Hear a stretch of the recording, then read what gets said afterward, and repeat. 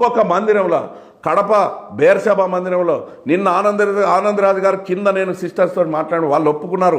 వారు ఏమని ఒప్పుకున్నారంటే 30 లక్షలు తీసుకున్నాము మందిరం నుంచి. 30 లక్షల 30 లక్షలు కాదు చెప్పండి అంటే మళ్ళీ ఇంకా పెద్ద నంబరు దాదాపు 50 లక్షలు తీసుకున్నారు ఆ మందిరం నుంచి. మాకున్నటువంటి సమాచారం ఆయన ఒప్పుకున్నాడు, 30 లక్షలు ఒప్పుకున్నాడు. ఇప్పుడు బేర్షబా విశ్వాసులారా నేను మీకు ఒక ప్రశ్న వేస్తా. మీ పైసలు ఇక్కడ కోర్టులకు ఉపయోగపడతా ఉన్నాయి, అది మీకు ఇష్టమా?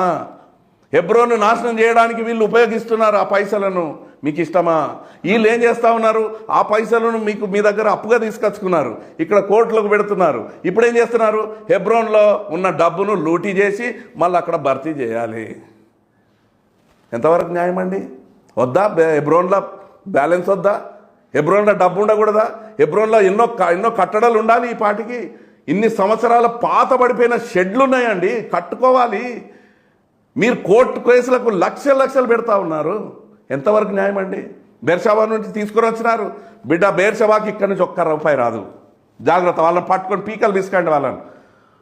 వాళ్ళని పట్టుకొని అడగండి. ఈరోజు ఆనందరాజు గారిని అక్కడనే అడగండి, అక్కడనే ఉన్నాడు. ఇప్పుడు మీరు పైసలు ఇచ్చిన తర్వాతనే హైదరాబాద్ పొమ్మని చెప్పండి. మీకు 40-50 లక్షలు రావాలి. ఈ అద్దంకి ఇమానుయేల్ గారు ఇంకెక్కడో ఒక దగ్గర పట్టుకొచ్చుకున్నాడు. తెనాలి నుంచి పట్టుకొచ్చుకున్నాడు. అక్కడ ఒక 25 లక్షలు పట్టుకొచ్చుకున్నాడు.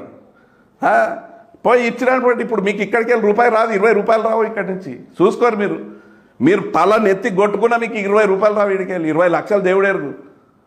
పీకలు విసుకుతారు పోండి. మీ ప్రాంతాలకు పోయినప్పుడు అడగాలి. మీరు విశ్వాసులారా, మీరు అడగాలి వాళ్ళను, మా పైసలు మాకు ఇవ్వండి అని అడగండి. మీ మందిరాలు డెవలప్ చేసుకోండి, మీ మందిరాలు కట్టుకోండి, మీ పైసలు మీ దగ్గర ఉంచుకోండి.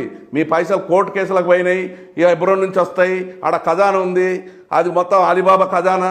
ఇక తోసుకొని వస్తాడు మా సారు. ఇక మా సార్ ఇక్కడ పెట్టరు. ఈ సార్లు కూడా ఉండరు. ఇక 4 రోజుల అయిపోతారు. కథ పంపించుడే. వాళ్ళకు లెటర్లు ఇస్తాము. ఇక ట్రాన్స్ఫర్ లెటర్ ఇమానుయేల్కు, అద్దంకి ఇమానుయేల్ కూడా ట్రాన్స్ఫర్ లెటర్ ఇస్తాం. అద్దంకి నుంచి కూడా మాయమైపోతాడు ఆయన. అందరూ ఆనందరాజు కూడా ఆడికెళ్ళి అయిపోతుంది కథ. దయచేసి విశ్వాసులారా, మీరు జాగ్రత్తగా ఉంటారు. అది ఏ మందిరమైనా ఆ పైసలు ఇక్కడి కోర్టులకు రావద్దు. ఇక్కడి పైసలు మాత్రం అక్కడికి పోవు. రెండవది, అక్కడి సేవకులు వీళ్ళతోటి వచ్చి ఇక్కడ గొడవ చేయొద్దు. ఇక్కడ గొడవ చేస్తే మీరు మీ స్థలాల్లో ఉండరు. అది మాత్రం వాస్తవం. దేవుడి మాటలు దీవించిన గాక. ఎవరిని కించపరచడానికి కాదు.